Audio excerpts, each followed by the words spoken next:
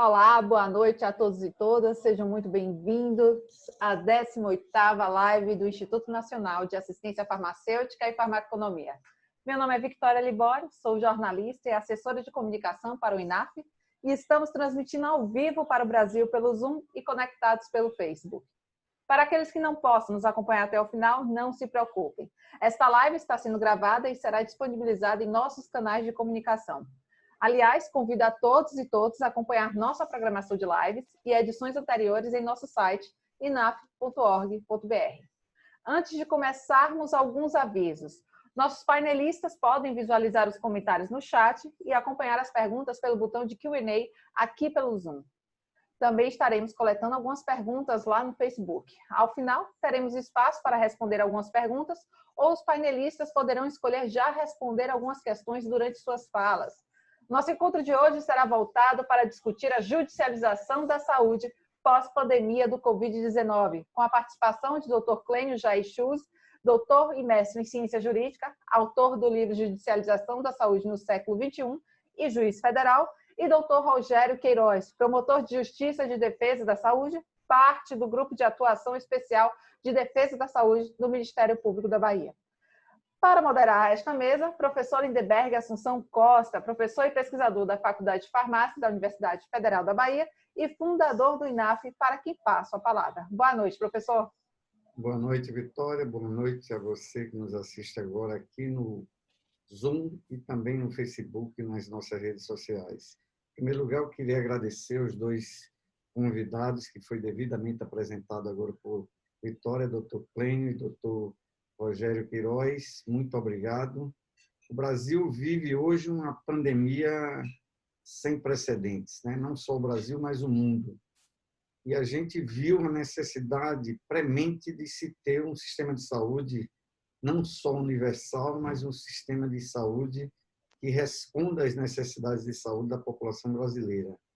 O SUS ele tem vários problemas, com certeza, mas ele vem demonstrando uma conclusão inequívoca, né? Porque milhões de brasileiros não têm emprego, milhões de brasileiros têm condições de vida muito aquém da classe média brasileira e sabemos que o SUS é a única opção para 75% dos brasileiros. E a gente sabe que esse sistema ele é um sistema fundamental que nasceu a partir da Constituição de 88 e que, evidentemente, é um direito do cidadão brasileiro o acesso à saúde. E hoje a gente colocou essa live aqui como judicialização da saúde e agora. Então, a gente vai tentar, com os nossos dois convidados aqui, responder qual é a perspectiva ou expectativa de vocês com relação ao futuro do Sistema Único de Saúde e, consequentemente, do direito do cidadão a ter acesso à saúde após essa pandemia. Geralmente, a gente divide nossa live aqui em 3 momentos. O primeiro momento, vocês estão convidados a falar um pouquinho de vocês, em breves minutos, e depois falar para a gente o que é judicialização e se judicialização é uma coisa boa, necessária ou não, né? Evidentemente, na perspectiva do judiciário e na perspectiva dos cidadãos, baseado na Constituição de 88.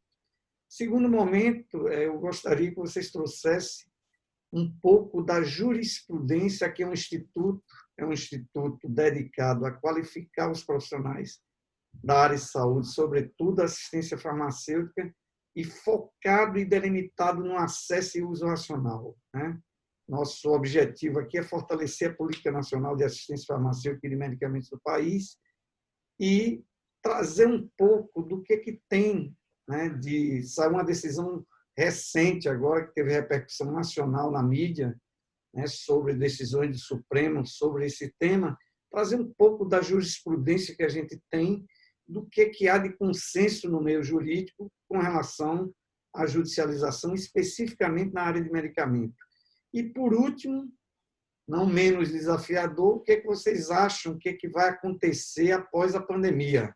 Se a judicialização irá aumentar, se ela continuará, digamos assim, principalmente na área de assistência, mas focado na área de medicamento. O que teremos pela frente, né?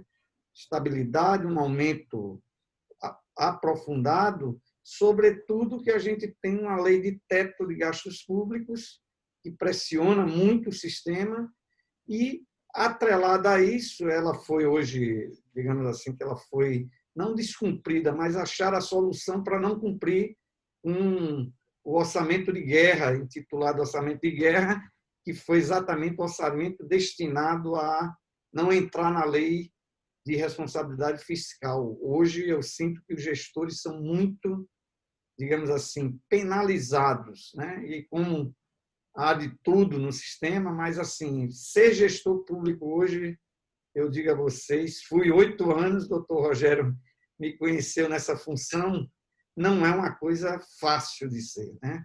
Tem que ter uma abnegação muito grande e é muito difícil gerenciar um sistema num estresse muito grande desse. Então, em primeiro lugar, muito obrigado pela presença de cada um de vocês. Eu gostaria de iniciar com o doutor Clênio. Seja bem-vindo, doutor. Muito obrigado pela presença. Obrigado, professor Lindenberg. Eu quero cumprimentar, agradecer imensamente pelo convite de participar desse diálogo, saudar a jornalista Victória, o colega doutor Rogério Queiroz, aí, conhecido já de longa data nesse debate, diálogo sempre profícuo sobre a judicialização da saúde. Bom, eu sou juiz federal em Santa Catarina, estudo já há pelo menos uma década esse tema da judicialização da saúde, participo dos comitês, sou coordenador do Comitê de Saúde do Conselho Nacional de Justiça aqui em Santa Catarina e também integro o Comitê Nacional de Saúde do Conselho Nacional de Justiça, né, que tem sede lá em Brasília e que tenta organizar, enfim, estabelecer normas gerais de natureza administrativa, né, aos magistrados em relação a esse tema da judicialização da saúde. Já escrevi também um livro, A Judicialização da Saúde no Século XXI, sobre esse tema. Um outro livro, Direito à Saúde, que está em 2ª edição, que escrevi em coautoria com o desembargador João Pedro Gebran Neto. E, enfim, em razão da importância do tema e especialmente do cotidiano, né, nós somos, na condição de magistrado, convocados a analisar esses processos judiciais, isso me levou a estudar de uma forma mais aprofundada, enfim, e com a obrigação de tentar, enfim, resolver da forma mais adequada esses processos judiciais e, ao mesmo tempo, produzir algo que possa ser reproduzido aos demais magistrados, aos demais atores do sistema de justiça e também aos profissionais da área da saúde, né, que tem muitas vezes uma dificuldade de compreender essa dinâmica da judicialização da saúde. Bom, eu fiz rapidamente essa minha apresentação, eu vou, por mais uns 2, 3 minutos, professor Lindenberg, então falar um pouco sobre a judicialização da saúde e depois a gente volta para debater essas outras questões.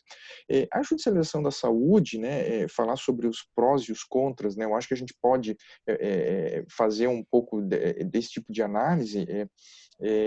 A Constituição consagrou, né, o direito à saúde como um direito fundamental, enfim, e eu acho que isso foi um grande passo, né, do nosso Constituinte de 88 com a criação do Sistema Único de Saúde, que é um dos melhores sistemas de saúde do mundo, né, me parece que isso é inequívoco e esse é um ponto importante, né, de sempre ser levado ao Poder Judiciário, essa informação de que é um sistema que tem muita coisa, muitos projetos de sucesso, SAMU, Sistema Público de Vacinação, enfim, nós poderíamos aqui passar a noite discutindo e enumerando uma série de práticas de sucesso do Sistema Único de Saúde.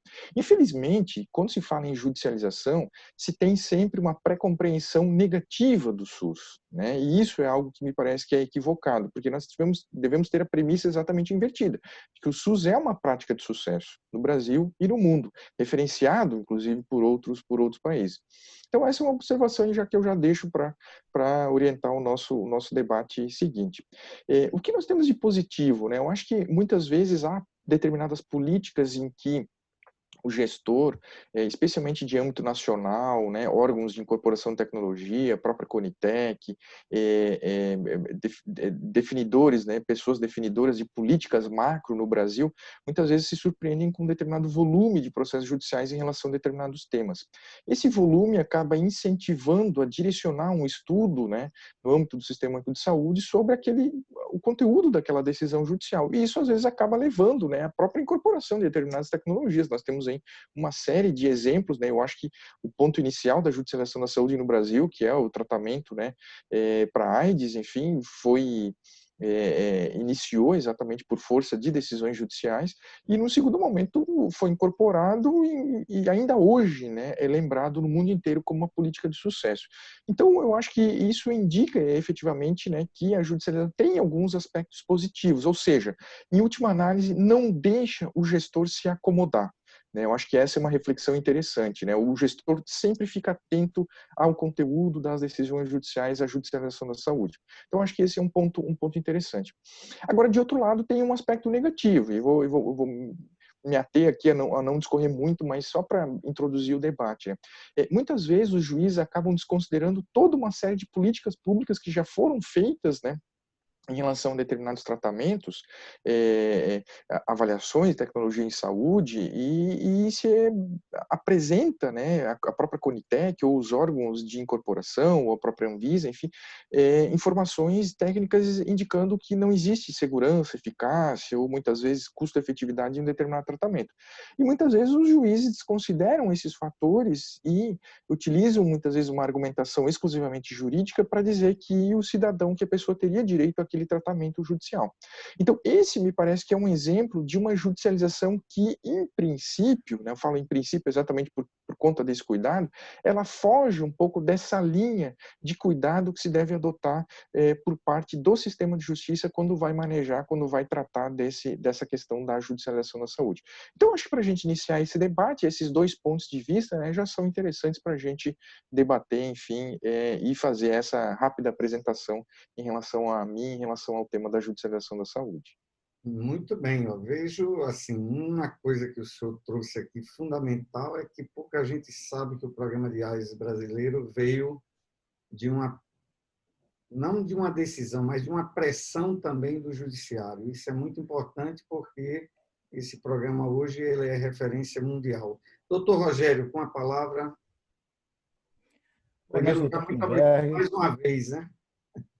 Sou eu que agradeço. Boa noite ao professor Lindenberg, velho conhecido, ou melhor, conhecido de longas datas da atuação na defesa da saúde, como gestor, como profissional, como professor, como pessoa engajada no Sistema Único de Saúde. Eu agradeço e parabenizo por ter levantado todos esses anos esse evento maravilhoso que é o Fórum de Farmacoeconomia, de Farmácia e Farmacoeconomia, do qual eu tenho a honra de participar. Eu fico muito feliz que ele se repetirá, ainda que durante a pandemia nós temos uma dificuldade de estarmos próximos num evento tão bonito que sempre aconteceu na Bahia e que esse ano aconteceria em Brasília, justamente a pedidos.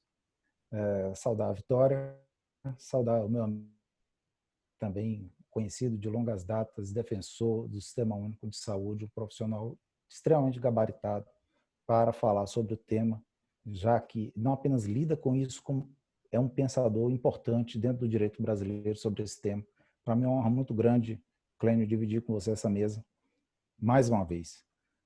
Bom, eu iniciei a minha carreira no Ministério Público já há mais de 25 anos, dos quais 10 anos dedicados exclusivamente à área de defesa da saúde.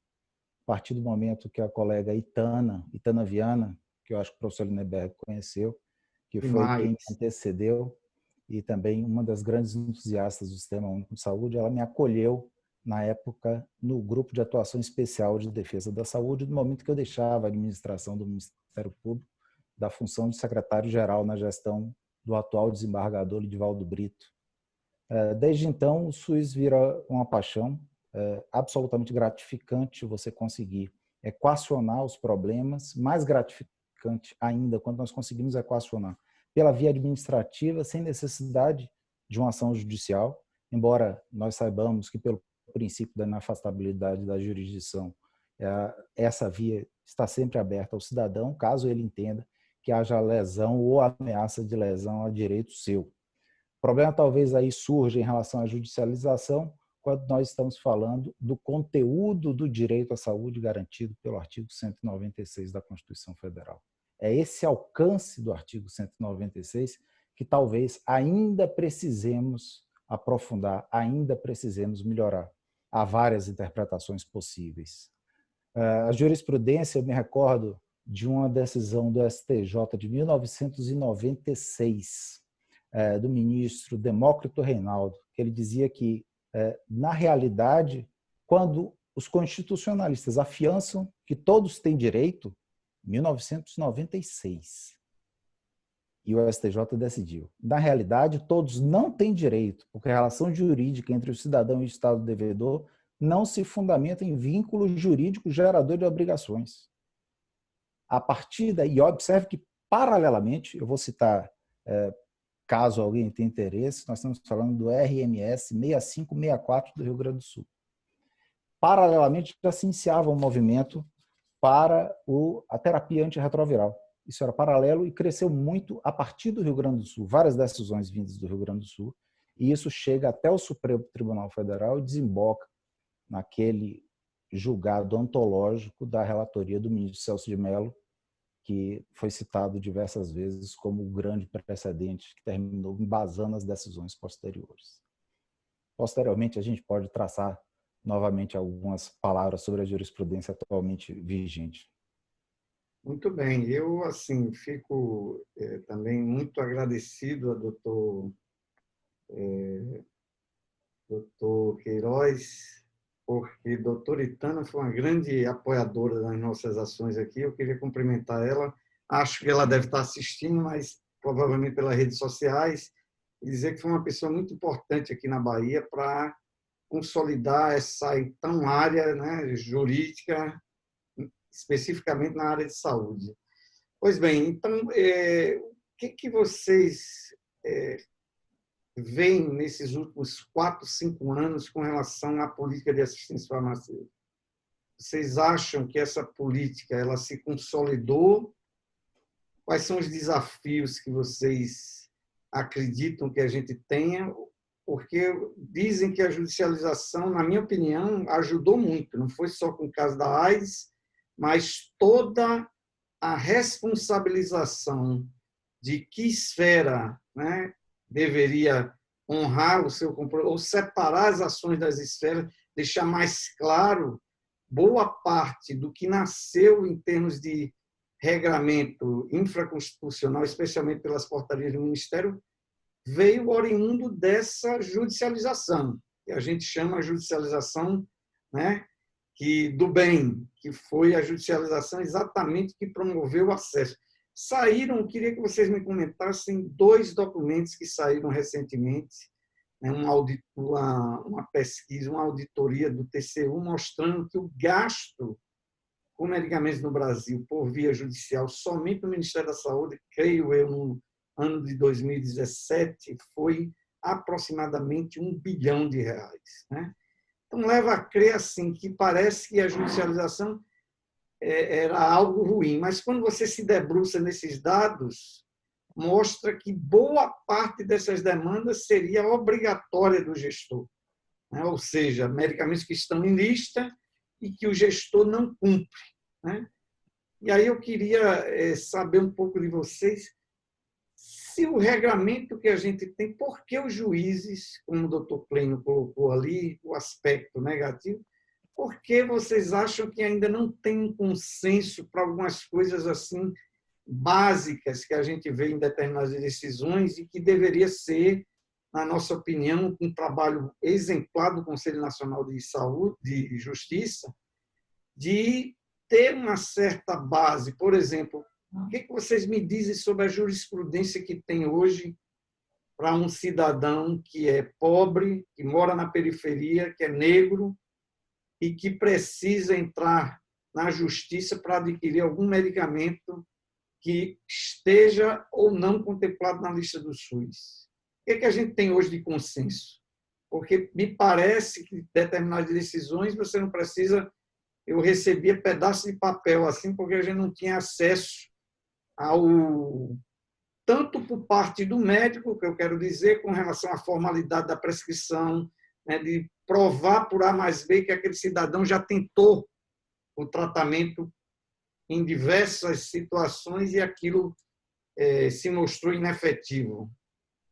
Então, 2 comentários, um sobre a legislação que a judicialização provocou a mudança, basicamente a portaria de 2009, que veio do Ministério da Saúde, que dividiu os grupos em 1A, 1B, 2 e 3, né, mostrando, né, porque o judiciário até... E o crescimento no número de protocolos. A própria Conitec não foi uma criação do judiciário, digamos assim, o judiciário ajudou a criar a judicialização, esse processo de incorporação? Bom, o professor Lindenberg trouxe aí uma série de fatos e de perspectivas, enfim, eu vou tentar fazer algumas considerações, depois o professor Dr. Rogério também faz a abordagem, enfim, dentro desses pontos, né? Eu acho que, enfim, voltando ao início, né, da intervenção do professor Lindenberg, eu sou um profundo... admirador das políticas do Sistema Único de Saúde, inclusive na parte da assistência farmacêutica. Eu acho que se nós analisarmos aí em um histórico de, não vou nem falar de 10 anos, mas de 5 anos para cá, e se nós analisarmos a quantidade de portarias que incluem novas tecnologias no Sistema Único de Saúde, inclusive para doenças raras, tratamentos de doenças raras, isso eu faço questão sempre de acompanhar, é um número significativo, é um número razoável. É óbvio que é muito difícil para um Estado, e isso não é um problema exclusivo do Brasil, de qualquer país do mundo, né? Enfim, a indústria sempre está na frente, né? E muitas vezes até cria demanda, cria remédio para algo, tratamento para algo que sequer chegou, existe, e coloca à disposição. E ele vai ser usado de alguma forma. Mas eu acho que, enfim, o primeiro aspecto é isso. E quando se fala no custo, né, no impacto, quanto se gasta, né, na judicialização, geralmente se fala em números brutos, né? O professor Lindenberg aí falou em 1 bilhão, salvo engano, foi essa auditoria que o Tribunal de Contas da União fez, no nome da judicialização da federal, né? Enfim, 1 bilhão. Mas desse 1 bilhão, é preciso que, então, que se faça esse corte, né? O que era responsabilidade o que já foi prometido e o que não foi prometido. Ou seja, muitos dos processos judiciais tratam de tratamentos, né? Dizem respeito a tratamentos, a medicamentos em especial, que já foram prometidos, ou seja, que já estão incorporados no SUS e de alguma forma não foram entregues, né? Às vezes, muitas vezes, o gestor ele é responsável por isso, outras vezes não. Em alguns momentos, o gestor fez licitação, por exemplo, mas a licitação foi deserta, ninguém apareceu para vender aquele medicamento. Então, o que o gestor vai fazer? É muito difícil ele comprar. E isso vai desaguar na judicialização. Então, é um exemplo de que o gestor não tem culpa dessa judicialização do que já está incorporado. Agora, há outras situações em que o gestor foi omisso, em que ele sequer promoveu a licitação, em que ele sequer diligenciou para adquirir esse medicamento. Aí ele também tem a responsabilidade. Mas, ao mesmo tempo, o judiciário vai ter que conceder, vai jogar procedente o pedido, porque o tratamento já foi prometido na via administrativa, pela política pública de saúde. Então, essa é uma questão.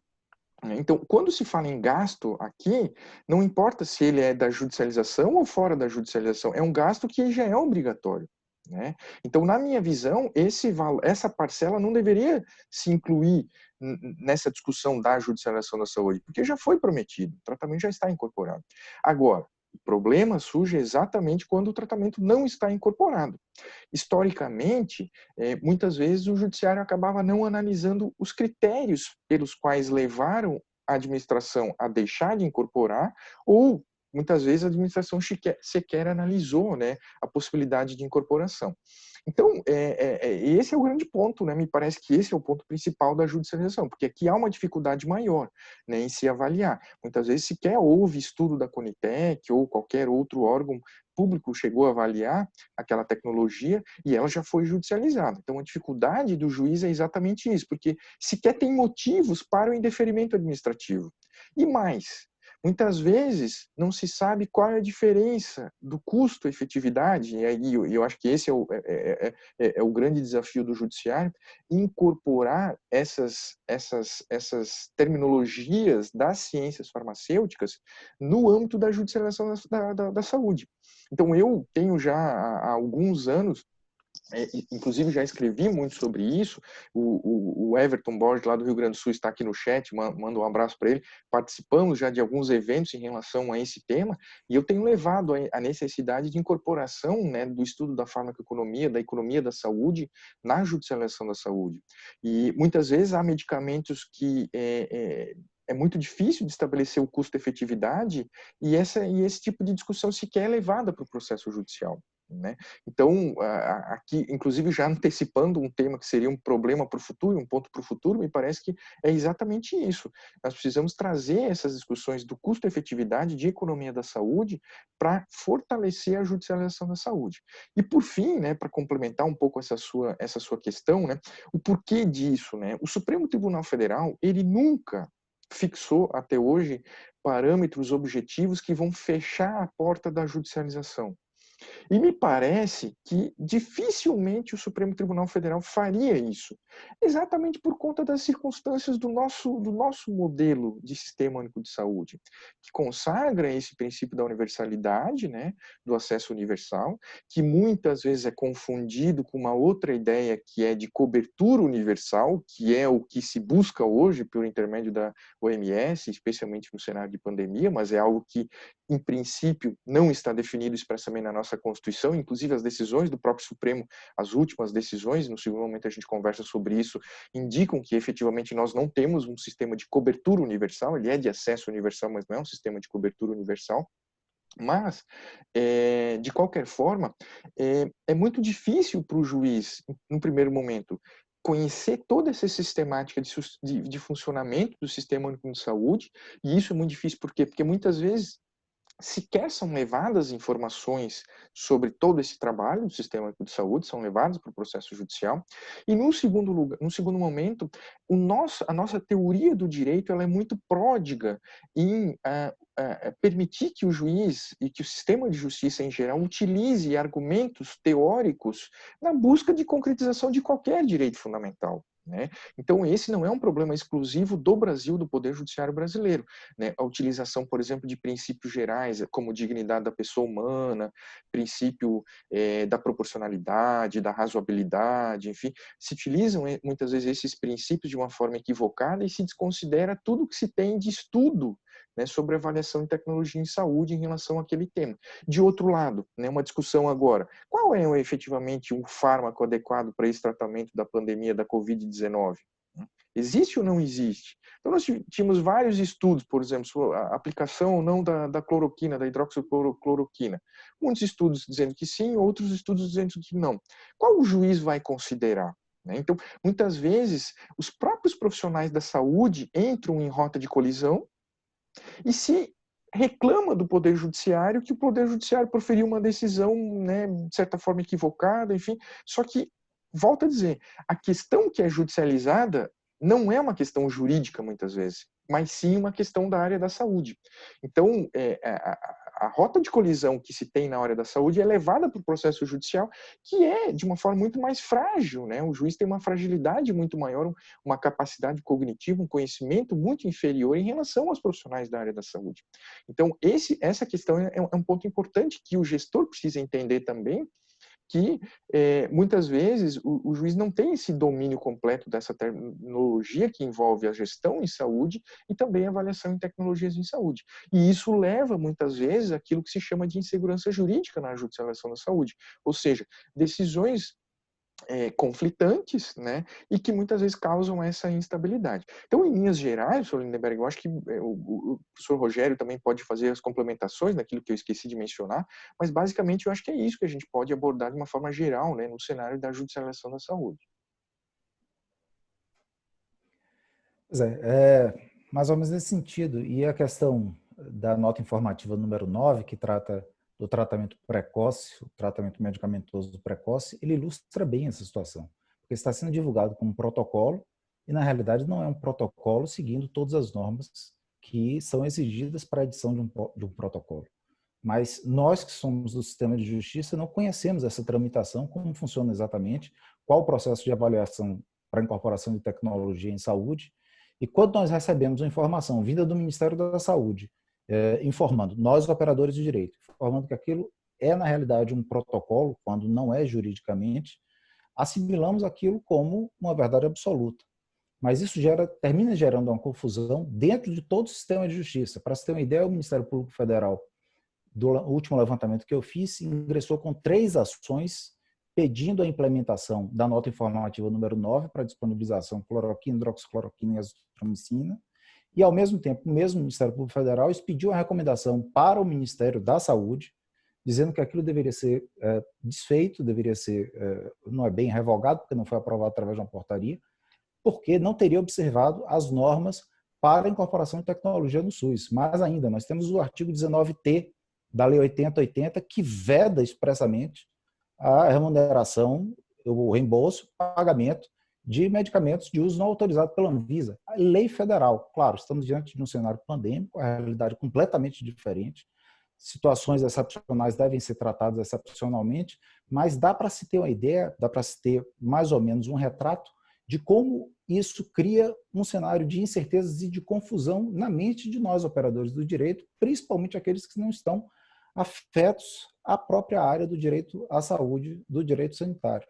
Vamos lembrar que o direito à saúde não está como matéria obrigatória em praticamente nenhum curso de graduação no direito, ele é no máximo uma matéria optativa, na maioria das vezes ele é visto como uma pós-graduação lato sensu, e daí adiante, estrito sensu, mestrado, doutorado, de maneira que não são todos os profissionais, aliás, a grande minoria que consegue ter acesso e efetivamente conhecer minimamente o Sistema Único de Saúde. Eram 17 mil portarias, não vamos esquecer disso, até o momento que houve aquele trabalho hercúleo de tentar consolidar. Hoje esse regramento sobre a distribuição em grupos 1A, 1B, 2 e 3, ele está na porta de consolidação número 2, anexo 28, se não me engano, e está lá no artigo 51, estabelecendo essa divisão, principalmente definindo ali o que deve ser do grupo 1, para trazer essa responsabilidade para a União, especialmente quando nós estamos falando de medicamentos de alto custo, que pode ser aí um objeto de uma futura análise quando nós falarmos da nova tecnologia no próximo bloco, doutor Lindenberg. Então, vocês acham que essas decisões que vêm... Primeiro, eu queria que você me explicasse o NAT-JUS, né? NAT-JUS, os instrumentos que o judiciário tem hoje para dar suporte ao juiz numa decisão judicial. Vocês acham, qual é a avaliação que vocês têm do resultado dessa iniciativa do CNJ, né, junto com todos os operadores do direito, em tentar ajudar o juiz a trabalhar na linha de medicina baseada em evidência? Está muito longe, está próximo? Vocês acham que isso tende a ter mais consenso nas decisões? Não consenso, não sei se é o termo, né? Mas mais uniformidade nas decisões judiciais daqui para frente, porque há uma reclamação muito grande que tem algumas decisões que parecem nem leu o processo, né? Assim, o juiz não tem ajuda nenhuma de um técnico da área de saúde que possa dar suporte técnico àquela tomada de decisão. E se vocês acham que esses instrumentos, né, Câmara de Conciliação, NAT, JUS, tem outros aí, outros termos que são bastante utilizados, se isso vai melhorar a qualidade das decisões e tender a diminuir essas decisões, digamos assim, inadequadas.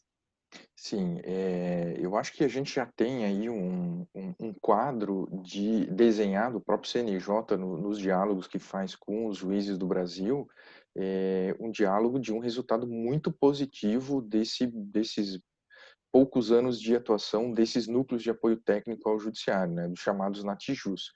O CNJ orientou que os tribunais em todos os estados do Brasil criassem esses NATJUS.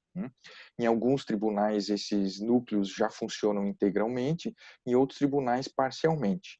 Paralelamente a isso, o Conselho Nacional de Justiça fez também um convênio com o próprio Ministério da Saúde e, por intermédio de recursos do PROAD, houve a contratação, essa celebração de uma parceria com 2 hospitais, o Hospital Sírio-Libanês e o Hospital Albert Einstein. Especificamente, o Hospital Albert Einstein fica 24 horas disponível a todos os magistrados do Brasil para apresentar notas técnicas sobre processos que envolvem medicamentos, que envolvem urgência e emergência, né?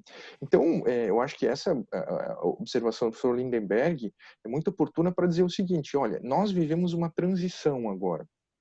O apoio do NATJUS, desses núcleos, né, especialmente porque eles são formados, são constituídos por profissionais especificamente da área da farmácia e da medicina, entre outras também, né, psicologia, fisioterapeuta, mas o que mais tem é farmacêutico e médico, eles têm qualificado, acho que essa é a expressão mais adequada, qualificado o processo judicial, tem trazido mais segurança jurídica e segurança para o próprio juiz, né, e permitido que haja um aprofundamento na reflexão que o próprio juiz faz na análise do processo, né?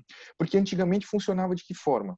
O juiz recebia uma prescrição médica, né, do autor do processo judicial, né, principalmente quando é por advogado. O Ministério Público, historicamente, e as próprias defensorias públicas, historicamente, já fazem uma análise prévia, né, mais aprofundada, mas quando a ação é proposta por advogado particular, o que se tinha era uma prescrição médica, nada mais do que isso, nada além do que isso, e o juiz, com frequência, concedia as liminares, né, acolhendo aquele conteúdo da prescrição médica, né. Então, esse tipo de situação basicamente acabou, não existe mais. Por quê? Porque o juiz acaba consultando, né, o núcleo de apoio técnico e como regra, o NATJUS, inclusive o nacional, que dá o suporte para os estados que não têm o NATJUS local, tem trazido esse resultado que me parece que é muito importante a essa discussão da judicialização. Algumas observações aqui do público que está acompanhando, eu já vi aqui a Kate sugeriu a adoção de consultorias por intermédio de farmacêuticos. Eu acho que isso é extremamente importante, né? Eu já há um longo tempo já venho sustentando isso, que o farmacêutico é um profissional extremamente qualificado e, volto a dizer, sabe do funcionamento, do significado de ATS, que é uma questão que historicamente foi desconsiderada por parte do sistema de justiça. Então, o farmacêutico tem esse papel de levar a discussão de ATS, de avaliação de tecnologias em saúde, em toda a sua perspectiva, né, toda a sua amplitude para a judicialização da saúde. E mais, eu acho que o ponto principal disso, né, é que tudo isso é transparente, é público. As notas técnicas, especialmente essas do NATJUS Nacional, estão disponíveis. Qualquer pessoa, né, pode acessar lá o site do eNATJUS, basta digitar CNJ, NATJUS, enfim, já vai aparecer, tem lá pesquisa pública, todas as notas técnicas estão disponíveis e todos os pareceres técnicos que o Hospital Sírio-Libanês faz também estão disponíveis. Então, basicamente, hoje, professor Lindenberg, respondendo objetivamente sua pergunta, da maioria dos medicamentos que são judicializados no Brasil, nós já temos pareceres técnicos e nós já temos notas técnicas, né? Então, os juízes, como regra, eles já têm uma fonte de pesquisa na área da saúde, né? E isso traz mais segurança. E um aspecto mais importante para trazer em relação, né, e para concluir essa minha intervenção, da questão do ponto da resolubilidade, de qual a eficácia, qual o resultado que isso trouxe, né? Antigamente, a taxa de sucesso de um processo judicial era em que se pedia um tratamento na via judicial era de praticamente 100%. Isso houve uma redução. E se percebeu que, efetivamente, aquilo que nós já imaginávamos, né, de que havia muitas concessões indevidas, isso acabou sendo equalizado. Por quê? Porque muitas vezes o juiz ficava efetivamente na mão do médico prescritor. E nós sabemos que nem sempre, né, a prescrição ela vai materializar efetivamente todos, né, aquela realidade do caso concreto. Então, a segunda opinião médica ou uma opinião farmacêutica, ela é extremamente importante para qualificar. E eu acho que esse é o resultado que se tem visto e, portanto, esse eu acho que é o aspecto importante de deixar destacado aqui para o público que acompanha e também para o gestor, né, que sempre se preocupa, é dizer exatamente essa mensagem, que nós estamos num processo de evolução, né, de educação do magistrado, com a utilização dessas ferramentas, desses instrumentos, e automaticamente estamos qualificando. Nós, do Conselho Nacional de Justiça, lá, o Comitê Nacional, e depois eu acho que isso acontece da mesma forma no Ministério Público, o doutor Rogério pode confirmar isso ou não, mas os juízes passaram a ter uma nova perspectiva por parte da judicialização. Eles começaram a perceber que efetivamente, o que efetivamente é bom da judicialização e o que efetivamente é ruim. Então, eu falo num processo de transição exatamente por conta disso. É uma depuração. O que efetivamente pode ser judicializado e o que efetivamente não pode ser judicializado. A porta da judicialização ela sempre vai estar aberta, mas a saída, o que vai ser deferido e o que vai ser indeferido, é isso aqui que a gente começa a trabalhar nessa nova fase da judicialização da saúde.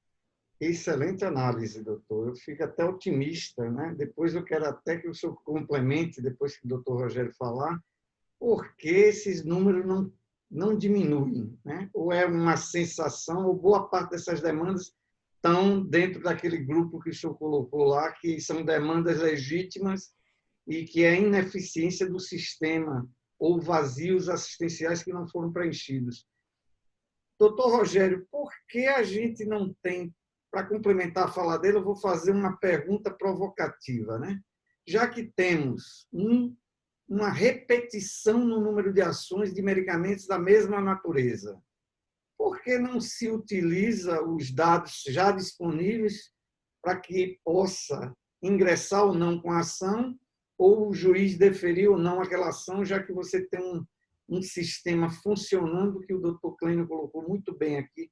Porque a gente não tem isso de uma forma assim. Eu sei que o Brasil é muito grande, existe, não sei quantos juízes existem no Brasil, nem promotores, mas devem ser muitos, né?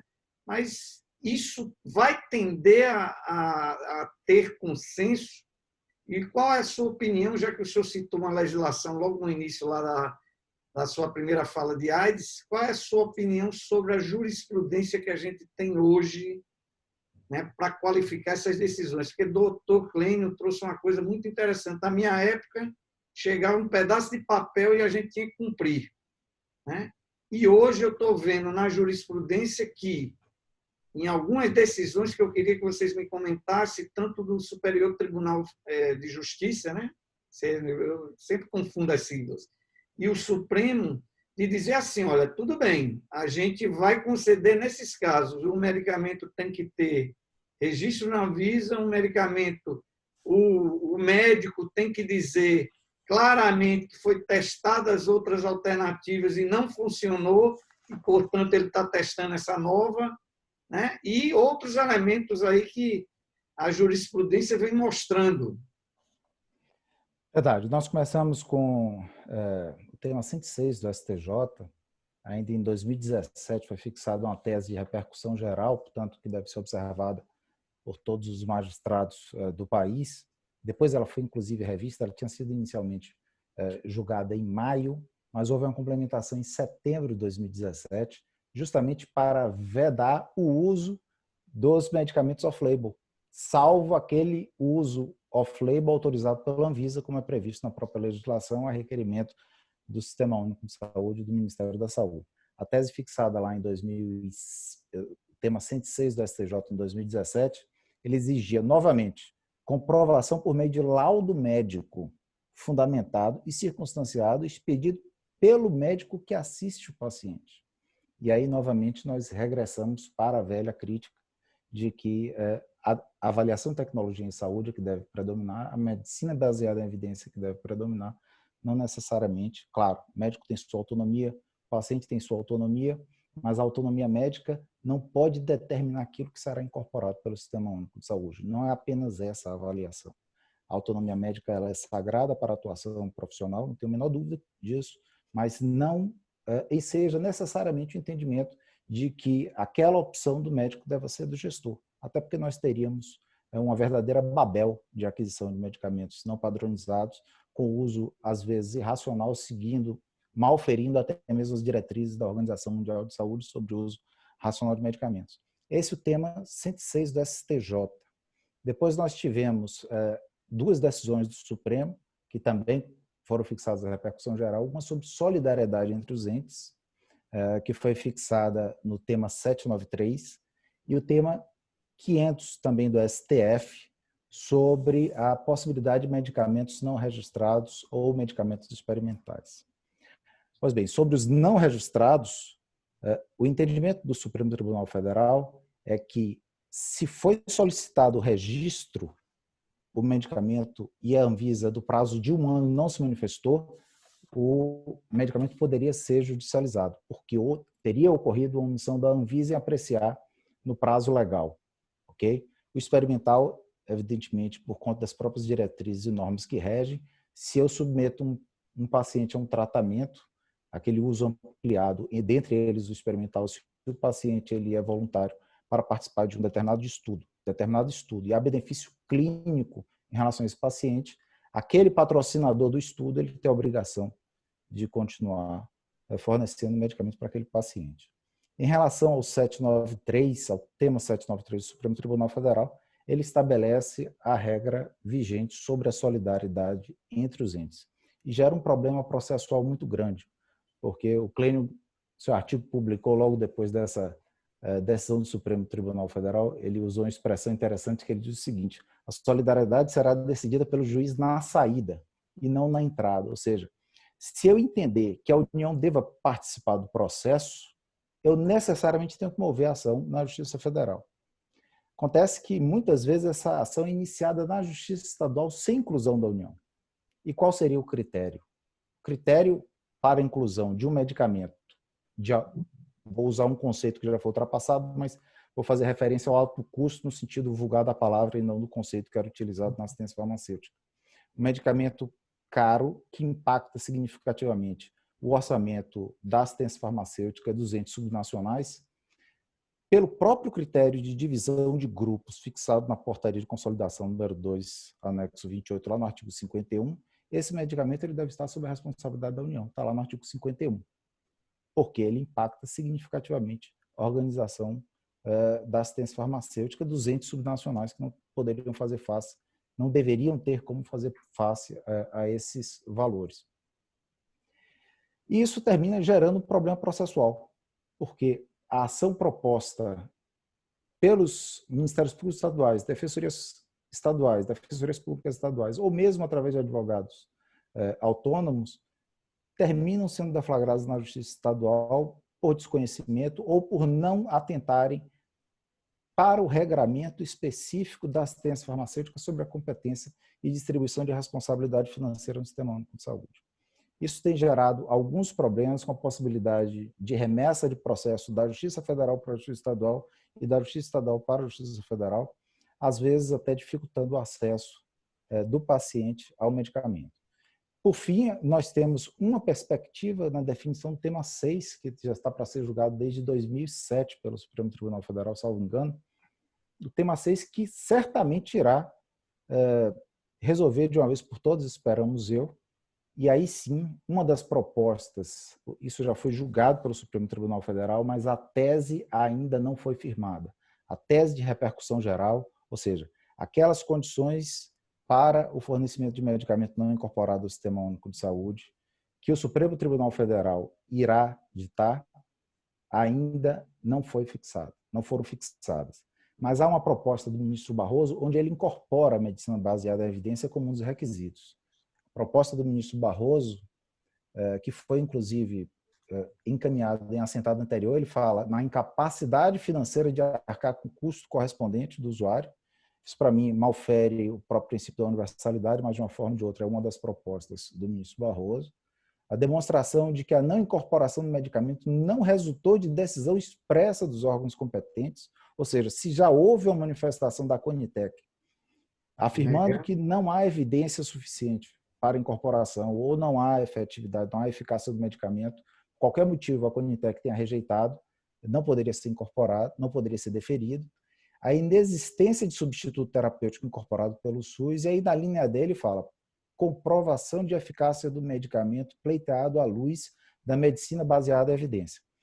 Mas aí vem outro problema. Nós, operadores do direito, não conhecemos níveis de evidência científica. O que está sendo tratado pelo Supremo Tribunal Federal como medicina baseada em evidência ou como saúde baseada em evidência pode chegar na ponta e ser interpretado como qualquer estudo publicado, qualquer que seja o nível de evidência. E aí, consequentemente, nós retornaremos ao início do nosso problema se nós não tivermos um direcionamento adequado nesse sentido. Mas me responda uma coisa, eu aprendi com o senhor que a pirâmide de Kelsen, né, e a pirâmide da evidência, elas são inversas. Exatamente. Com a mudança, né, é bom aqui porque tem várias pessoas que não entendem o linguajar, digamos assim, jurídico, né? E a gente chama na saúde de juridiquês. O que é que a gente... Houve duas legislações que mudaram em detrimento da judicialização. Uma foi a própria lei que criou a Conitec, que estabeleceu uma 12.401. 12.401 e o decreto 7508, né? Isso melhorou digamos assim, a jurisprudência para o público que não entende. Quando o senhor fala em a tese não foi ainda, como é que você usou um termo aí? Firmada pelo Supremo Tribunal. Isso significa dizer, quando uma tese que o Supremo faz, ela é firmada, significa que todo tribunal de justiça, todo juiz tem que seguir aquilo ali como regra, é como fosse uma lei. Só para a gente explicar ao nosso espectador aqui, que nos assiste, que tem muitos estudantes, tem muitos farmacêuticos que não entendem bem as regras do jogo, digamos assim, né? Você acha que a questão da evidência, com essas leis, não dá mais segurança jurídica, não? Essa é a primeira pergunta. E a segunda é essa que eu falei, o que é exatamente, para que serve essa jurisprudência aí de teses que o Supremo e o Superior Tribunal de Justiça fazem? Vamos lá. A 12.401, ela revolucionou o Sistema Único de Saúde em diversos aspectos, principalmente ao definir regras específicas, todas aquelas letras que foram incluídas no artigo 19, que tratam do processo de incorporação, da competência, o 19Q, que compete ao Ministério da Saúde, ouvida a Conitec, a criação da Conitec, e posteriormente o decreto 7508, que inclusive tem o artigo 28, que estabelece as condições no artigo 28 para o deferimento de medicamento, para garantir a assistência farmacêutica no âmbito do Sistema Único de Saúde. Eu me ressinto de não ter visto uma manifestação mais incisiva sobre o conteúdo do artigo 28, porque se efetivamente ele é válido, ele deve ser observado. Se ele não é válido, deveria haver uma manifestação de inconstitucionalidade, de legalidade ou de interpretação conforme, talvez. Mas, de uma forma ou de outra, sim. A lei ela trouxe as inovações e a maior delas, certamente, foi a criação da Conitec, que é um ganho. A Conitec hoje é um patrimônio do Sistema Único de Saúde, consequentemente, um patrimônio do brasileiro, porque ele consegue racionalizar problemas. Todas as instituições têm problemas, o Judiciário tem problemas, o Ministério Público tem problemas, nós precisamos corrigir, nós precisamos evoluir. Mas a Conitec ela dá um salto de qualidade nesse processo de incorporação.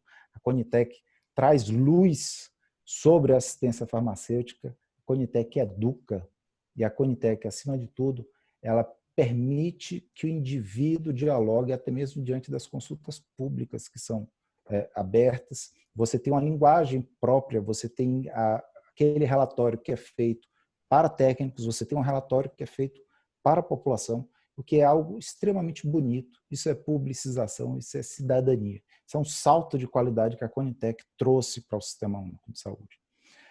Quanto à repercussão geral e a obrigatoriedade de observância, vou deixar para o Clênio. Isso. Vamos dividir Essa um pouco, fala né? Aqui. Bom, o professor Lindenberg, quando na área jurídica, né, quando se diz que o tema ele tem repercussão geral, significa que quando o Supremo Tribunal Federal decide esse tema, ele obrigatoriamente precisa ser adotado por todos os juízes do Brasil. Basicamente, ele tem efeito vinculante, né? A grande questão disso é que aquilo que eu mencionei no início da nossa conversa, o Supremo, a tradição do nosso Supremo Tribunal Federal e do sistema jurídico em geral no Brasil é nunca fechar a porta desse tipo de discussão. E vou citar o exemplo do caso do registro na Anvisa, né? O Supremo decidiu essa questão, em relação à impossibilidade de judicialização de tratamentos de medicamentos sem registro na Anvisa.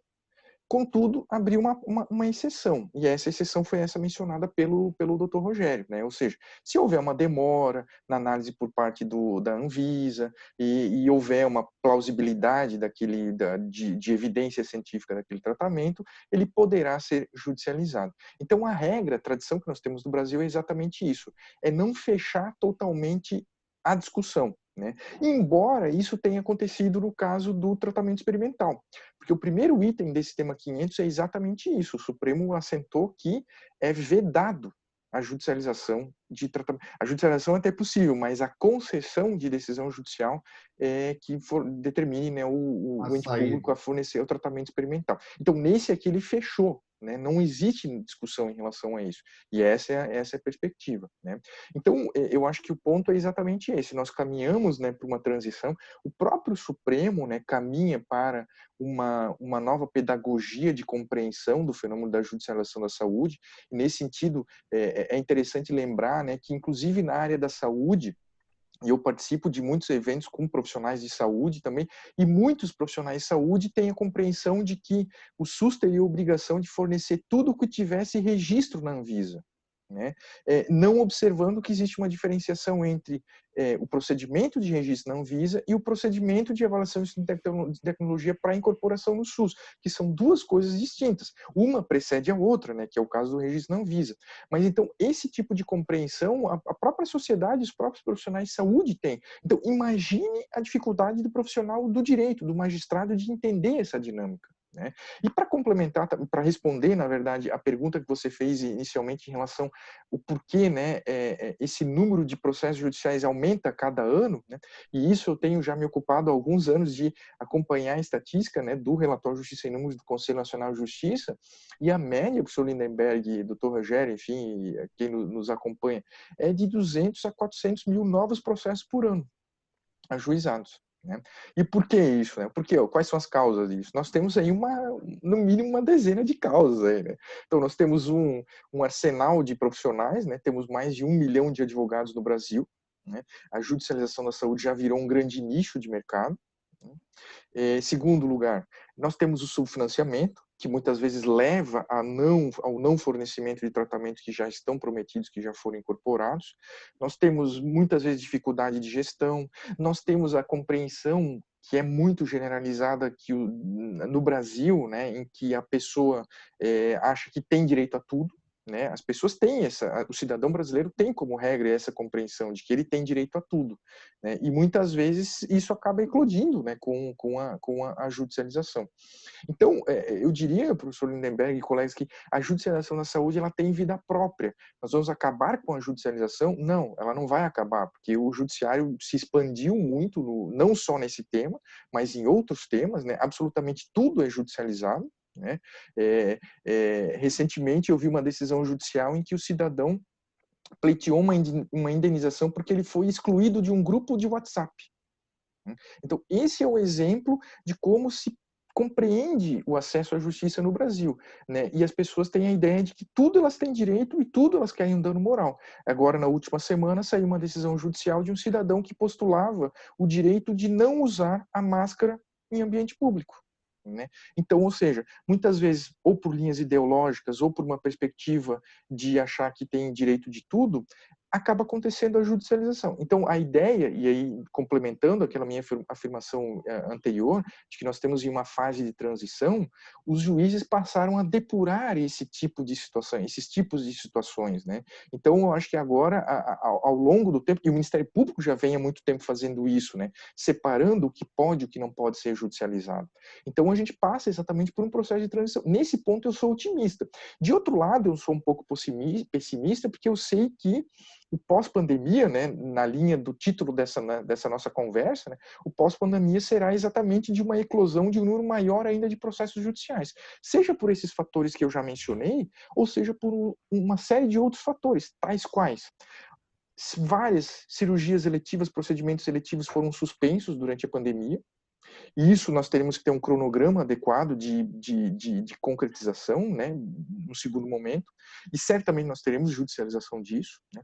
Nós temos aí a própria vacina, assim que chegar a vacina, ela vai ser judicializada. Muita gente, o SUS não vai ter condições de disponibilizar ao mesmo tempo para 200 milhões de habitantes, e as pessoas vão querer ter o quanto antes essa vacina, né? Então, obviamente que isso vai ter uma judicialização. Assim como nós tivemos a judicialização de vagas em UTI, a judicialização de acesso a respiradores.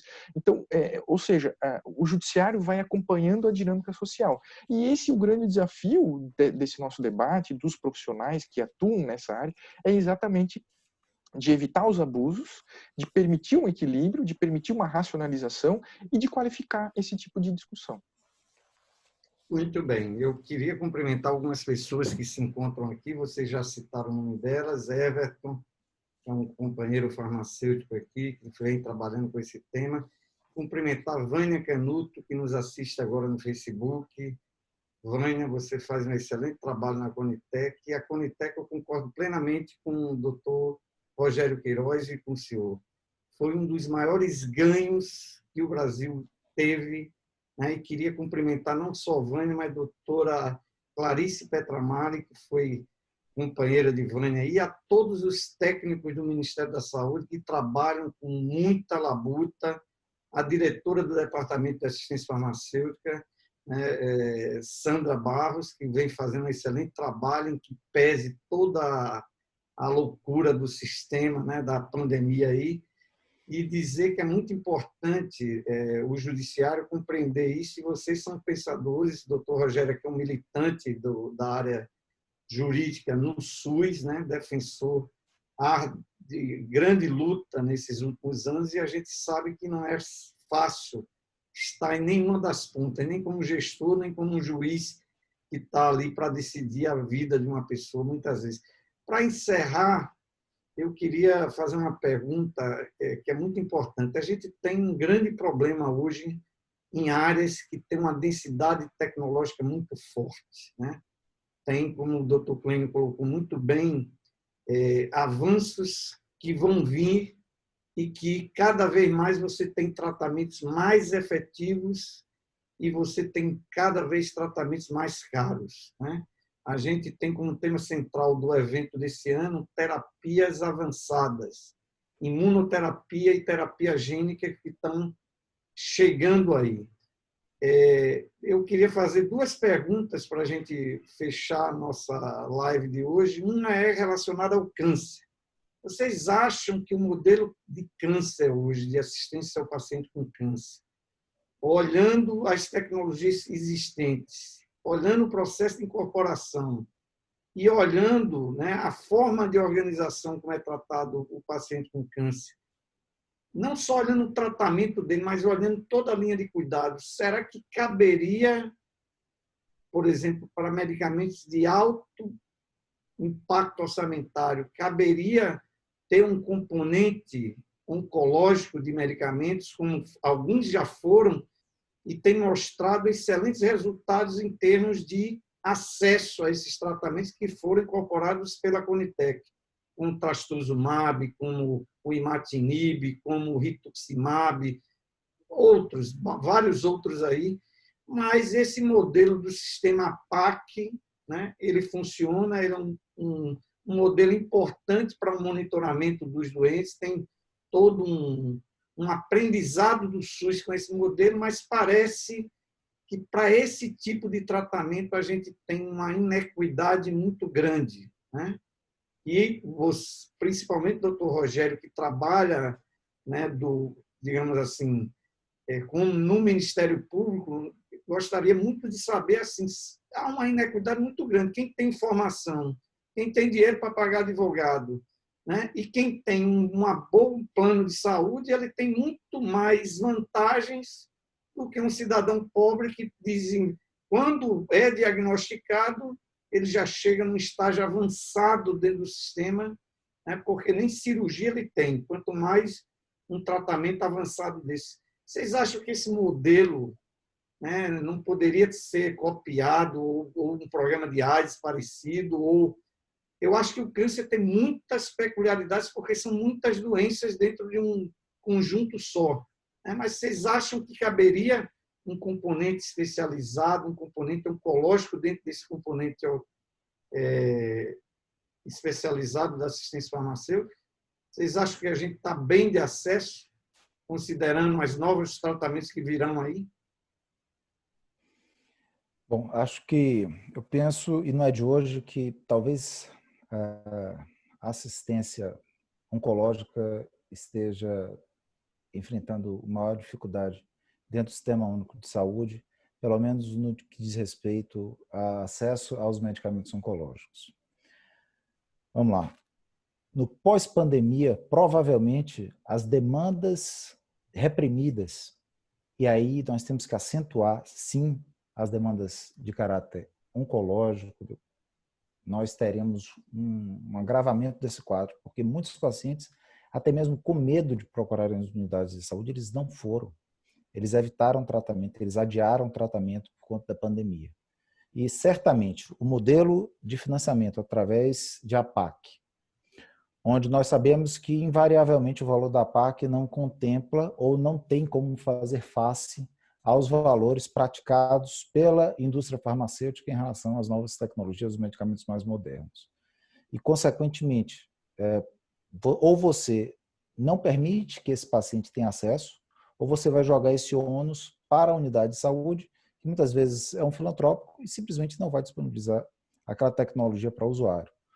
Por outro lado, você retira a possibilidade da Conitec, pelo menos no primeiro momento, fazer uma avaliação sobre essa tecnologia e a necessidade dessa incorporação. Observe que, se em todo momento nós falamos de medicina baseada em evidência e de retirar a possibilidade do do profissional médico ser o ordenador de despesa, quando nós falamos em assistência oncológica, nós estamos novamente jogando para a unidade de saúde, que ela tem que ter o seu protocolo para a implementação. Portanto, a unidade de saúde é que passaria a definir qual seria o medicamento utilizado. Eu penso que seria o momento, talvez tenha passado do momento, em que nós tenhamos sim que avaliar a possibilidade de termos um componente próprio para medicamentos oncológicos, submeter essa avaliação à Conitec, que já demonstrou a competência que possui para realizar esse trabalho. Claro que no momento inicial nós teríamos uma demanda reprimida e haveria um trabalho hercúleo para ser feita essa nova relação, esse novo componente da assistência farmacêutica, mas eu sou plenamente favorável. Penso que também nós temos um problema em relação às doenças raras, porque como nós não vamos ter, o N é sempre muito baixo, dificilmente nós vamos ter evidência científica para dar suporte a essas novas tecnologias e talvez nós precisemos pensar como e se efetivamente seriam incorporados ou se deixaria realmente para o processo de judicialização, a avaliação dos deferimentos ou não. Não faz parte do sistema executivo. Claro que o Sistema Único de Saúde tem que dar essa resposta, tem que se debruçar sobre isso. Seriam esses dois caminhos que eu penso que nós precisamos nos debruçar no pós-pandemia, principalmente diante da demanda reprimida da oncologia por conta da Covid-19. Você acha, doutor Rogério, só para fechar aqui o raciocínio, que um componente, esses medicamentos, como foi trastuzumab e rituximab que eu citei, seria um caminho para dar mais acesso? Porque eu digo aqui, olha, vou lhe dar um exemplo só para citar. O paciente aqui na Bahia, que é nosso estado, que tem leucemia, nenhum paciente, nenhum, não digo que é exagero, mas assim, todos desaguam no Hospital das Clínicas. Nenhum filantrópico quer esse doente, porque se ele pegar uma infecção, ele vai passar 3 meses dentro do hospital internado com uma infecção grave, né?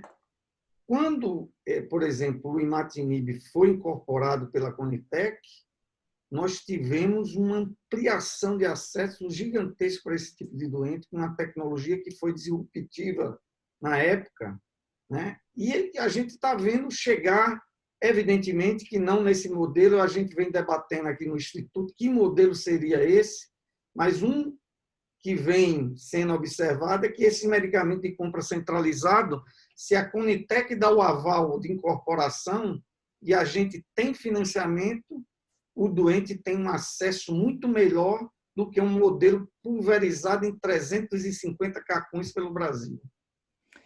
Eu acompanhei de perto a questão da oncohematologia aqui em Salvador. Aliás, nós estamos acompanhando ainda, porque é um problema de difícil solução. O paciente demanda um tempo médio de permanência muito elevado e a medicação utilizada é uma medicação de custo muito alto.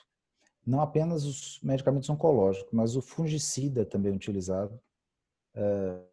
Normalmente há uma dificuldade de acesso a esse tratamento. Mas, basicamente, o problema é a dificuldade do giro-leito. O giro-leito não abre a vaga, as outras unidades, eleva o custo do paciente com medicamentos de custo muito alto, e isso termina gerando a resistência das unidades que precisam desse giro-leito para se manter, mesmo filantrópicas, elas não conseguem providenciar, equacionar esse giro-leito com a necessidade do paciente. Há uma dificuldade muito grande. Mas eu não tenho a menor dúvida que mesmo diante do trastuzumab, quando foi incorporado, inicialmente estadiamento 3, depois foi ampliado para estadiamento 4, ainda assim houve um pouco de demanda, mas a partir do momento que houve a incorporação, nós do Ministério Público, nós indeferimos já de plano todas as demandas que chegavam até nós, dizendo o seguinte: olha, isso já foi avaliado, o órgão competente é a Conitec já avaliou e não há mais razão para se pleitear esse medicamento a partir do momento que o próprio órgão administrativo disse que ele deve ser utilizado segundo o protocolo que foi aprovado. Penso que esse seja o caminho, espero que esse seja a solução adequada, embora outras possam surgir, como manter a remuneração mediante a PAC e, eventualmente, nós definirmos a responsabilidade financeira pelo fornecimento de um medicamento. Mas não tenho a menor dúvida que desse 1 bilhão que foi citado pelo Tribunal de Contas da União, boa parte deles diz respeito a medicamentos para doenças raras e medicamentos oncológicos. Muito bem. Dr. Klein, por favor, suas considerações. O grande desafio do sistema, especialmente do SUS, mas de qualquer sistema de saúde que tenha acesso universal, é exatamente esse: saber o que incorporar dentro do cenário de escassez de custos, né? Então, eu acho que nesse ponto nós precisamos aí aplaudir a Conitec. Eu também aqui rendo minhas homenagens, enfim, na pessoa da doutora Vânia Canuto, e eu acho que o grande desafio é exatamente esse. Em primeiro lugar, saber como analisar essas novas demandas, né? O quão melhor serão essas novas tecnologias, e saber se o sistema de saúde vai ter ou não capacidade de incorporar. De antemão, na perspectiva jurídica, né, nós precisamos separar o que é direito de um interesse. Eu tenho interesse em receber qualquer medicamento que possa melhorar a minha qualidade de vida, né? Diferente é saber se esse interesse ele vai efetivamente caracterizar um direito. Então, isso nós precisamos separar, né? Essas tecnologias de manipulação genética, enfim, essas novas tecnologias ao custo de milhões de dólares, é muito difícil de qualquer sistema de saúde conseguir incorporar e fornecer esse tipo de tecnologia. Então, eu tenho defendido, né, especialmente em razão dessa pandemia, que nos asselou, a construção de um constitucionalismo sanitário, que leve a um Estado constitucional sanitário, ou seja, cuidar da saúde deve ser prioridade de qualquer Estado, né? E eu acho que nós estamos aqui nos debruçando exatamente sobre essa perspectiva. E no plano da judicialização da saúde, o que eu tenho defendido é a incorporação da farmaceuticalização do judiciário, né? Transformação dessa perspectiva do olhar que se leva ao processo judicial, e a incorporação de uma terceira geração. A primeira geração foi aquela geração que nós tínhamos em que o juiz concedia tudo. A segunda geração é essa que nós temos agora, que é a aplicação da saúde baseada em evidência, que me parece que é mais adequada, inclusive, do que a própria medicina, porque a saúde baseada em evidência contempla também, inclui a ciência farmacêutica. E o que eu tenho proposto é exatamente que nós cheguemos a uma terceira geração em que permita que no processo judicial se possa encontrar e discutir também o desfecho, o outcome, que é muito estudado na área da ciência farmacêutica. E nessa perspectiva, se possa, nesses tratamentos de alto custo, nesses tratamentos de doença rara, ou nesses tratamentos oncológicos, como perguntado pelo professor Lindbergh, é que se possa trazer esse olhar, em primeiro lugar, da qualidade de vida, né? No sentido de que, muitas vezes, fazer mais não significa sempre fazer melhor. E, num segundo lugar, perceber também que a tecnologia também pode ter um uso parcimonioso, no sentido de que a tecnologia ela deve servir um homem. Se ela vai servir com qualidade, com potencial e com custo-efetividade razoável, perfeito. Agora, de outro lado, me parece que, infelizmente, não vai ser possível, nós não teremos acesso e não devemos ter acesso exatamente nessa perspectiva da universalidade que nós precisamos ter, né? Agora, em última análise, o desafio, né, reiterando essa observação que o professor Rogério fez, o grande desafio mesmo é exatamente esse. As doenças raras serão eternamente essa discussão. Qual é o papel do Estado frente às pessoas com doenças raras? O Estado deve estar, o Pacto Social autoriza que nós autorizemos que o Estado se dedique em um percentual maior, proporcionalmente ao orçamento, por exemplo, do SUS, a essas pessoas, né? Essa é uma discussão que precisa ser trazida a debate exatamente para saber quais são os limites do Estado, do SUS, e também quais são os limites do próprio Poder Judiciário, que hoje é aberto, né? Nós não temos uma porta fechada em relação a isso. Então, nós temos, né, dentro dessa construção e do papel que nos cabe na discussão sobre judicialização da saúde, exatamente que tentar qualificar e responder, trazer respostas, né, minimamente adequadas para apresentar um resultado que seja adequado, que seja compatível com a nossa Constituição e compatível com próprios limites do SUS e compatível com aquilo que a acessibilidade permite que seja levada ao cidadão brasileiro. Muito bem. Olha, infelizmente a gente chegou ao nosso fim, mas foi excelente. Aprendi muito aqui com os dois painelistas de hoje. Você que nos assiste agora no Facebook, agradeço a presença de vocês aqui também no canal Zoom. Dizer que o INAF é isso aqui, é o debate sobre acesso a medicamentos, sobre avaliação de tecnologia em saúde, sobre a capacidade do Estado em poder prover, né, medicamentos para a população. Queria que o Dr. Clênio e o Dr. Rogério Queiroz colocassem seus comentários finais e respondessem a pergunta: vamos ter mais judicialização pós-pandemia ou não? Olha, essa pergunta foi feita no fórum do ano passado. Foi justamente essa pergunta e ninguém conseguiria prever que nós estaríamos vivenciando esse momento pandêmico. Portanto, eu não vou correr o risco de novamente errar de maneira tão absurda. Mas, endossando as palavras do Clênio, agradecendo o convite, essa discussão, sem dúvida nenhuma, nós vamos nos debruçar sobre limiar de custo-efetividade. Mais do que isso, limiar de custo-efetividade, eu não tenho a menor dúvida de que ele também desembocará no judiciário. Será que o judiciário vai interpretar, ainda que nós tenhamos lá na frente um limiar de custo-efetividade fixado por lei, será que o Supremo vai entender isso como constitucional frente ao artigo 196? Portanto, acredito que nós ainda tenhamos uma discussão adiante, ainda que venhamos a adotar esse limiar de custo-efetividade. Uma vez mais, agradecer, ficar à disposição, parabenizar ao INAF pela realização, parabenizar o professor Lindbergh, parabenizar a Vânia, que nos assiste também, que tem conduzido de forma brilhante, e agradecer mais uma vez.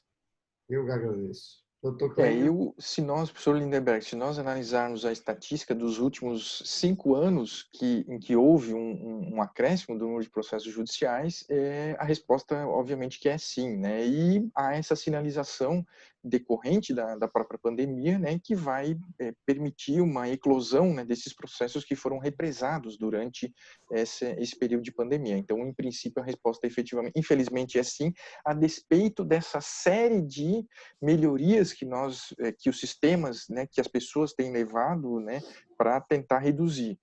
Isso é muito difícil reduzir por esses fatores que eu já havia mencionado anteriormente, mas eu acho que o ponto principal é isso, é qualificar, separar o que é bom, né, e nos debruçarmos efetivamente sobre o que é positivo, o que faz crescer a sociedade, o que faz crescer o Sistema Único de Saúde, o que traz de melhoria para a sociedade. Eu acho que esse é o filtro que nós temos a obrigação institucional de fazer. E eu acho que esse instituto, né, com essa finalidade de trazer esse debate, cumpre essa missão institucional, e exatamente nesse sentido eu também agradeço pelo convite e aí fico à disposição para debates futuros. Muito obrigado e um grande abraço a todos. Muito obrigado. Pessoal, chegamos ao final de mais uma live, todas as sextas-feiras, às 19 horas. Eu queria agradecer aos nossos painelistas, dizer que foi sensacional essa live, ela vai estar disponível, e vamos passar para a nossa jornalista, agradecer aos nossos painelistas, a você que nos assiste, a todas as pessoas aqui que a gente sempre cita, sempre tem uma africana que assiste nossas lives aqui, a Luísa Namburete, dá um abraço para ela, para a Vânia também, para todas as pessoas, Goldete, Luciane, Raoni, né, Felipe Santos, da Paraíba, diversas pessoas, diversos gestores assistindo vocês aqui. Com você, Vitória. Bom, pessoal, a discussão de hoje foi engrandecedora, né? Mais uma live NAF realizada com sucesso, mais de 3.000 pessoas alcançadas, com um debate de alta qualidade, tanto pelo Zoom como pelo Facebook, na nossa 18ª edição. O INAF agradece ao Dr. Clênio Schulz e também ao Dr. Rogério Queiroz pelas falas brilhantes, e agradecemos, claro, ao professor Lindenberg por fomentar este debate. Esta live continuará disponível no Facebook e estará disponível também em nosso canal do YouTube. Também estamos presentes, pessoal, no Instagram, no Twitter, no LinkedIn, no Spotify. Acesse naf.org.br para conhecer nossas iniciativas e ver edições anteriores de nossas lives, além de ver como você pode participar de debates e diálogos com líderes globais na saúde através de nossos eventos científicos. Também os convido a publicar e a divulgar seus trabalhos em nosso Jornal de Assistência Farmacêutica e Farmaconomia, uma revista científica aberta para compartilhamento de pesquisas e experiências. Acompanhe nossos canais de comunicação para saber novidades e outras ações promovidas pelo INAF. Obrigada a todos e muito boa noite. Bom final de semana. Tchau. Muito obrigado, Dr. Clênio e Dr. Queiroz.